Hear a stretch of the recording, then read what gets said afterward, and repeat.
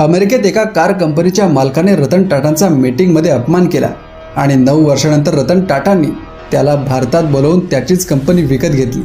आता या दोघांमध्ये नक्की काय झालं होतं तर 1998ला टाटा मोटर्सने त्यांची इंडिका कार लॉन्च केली, पण सुरुवातीलाच कारला म्हणावा तसा रिस्पॉन्स मिळाला नाही आणि कंपनी लॉसमध्ये जाऊ लागली। आता हा लॉस कव्हर करण्यासाठी रतन टाटांनी आपला पॅसेंजर कार बिझनेस विकायचं ठरवलं।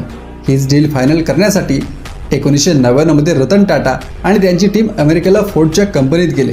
तेथे झालेल्या मीटिंगमध्ये फोर्डच्या अधिकाऱ्यांनी, ज्यामध्ये स्वतः फोर्ड कंपनीचे मालक बिल फोर्ड हजर होते, त्यांनी रतन टाटांना हिणवलं आणि ते म्हणाले, जर तुम्हाला कार बनवण्याचा काहीच एक्सपिरियन्स नव्हता तर तुम्ही या बिझनेसमध्ये उतरलाच कशाला?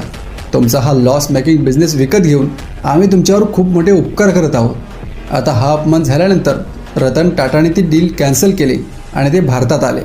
आता त्यांनी आपला सगळा फोकस इंडिका कार इम्प्रूव्ह करण्यावर लावला आणि पुढे पाहता पाहता इंडिका कार भारताची सक्सेसफुल आणि हिट कार झाली। दुसरीकडे 2008च्या आर्थिक मंदीत फोर्डची अवस्था खूपच खराब झाली। त्यांचे जॅग्वार आणि लँड रोवर हे दोन्ही ब्रँड्स प्रचंड लॉसमध्ये जाऊ लागले। आता नेमकं याच वेळेला रतन टाटांनी बाजी पलटवली। त्यांनी फोर्डचे हे दोन्ही लक्झरी ब्रँड्स तब्बल 9,300 कोटी रुपये देऊन विकत घेतले। या डीलवर साईन करण्यासाठी फोर्डचे लोक भारतात आले होते आणि तेव्हा बिल फोर्ड्स यांनी रतन टाटांचे आभार मानताना ते म्हणाले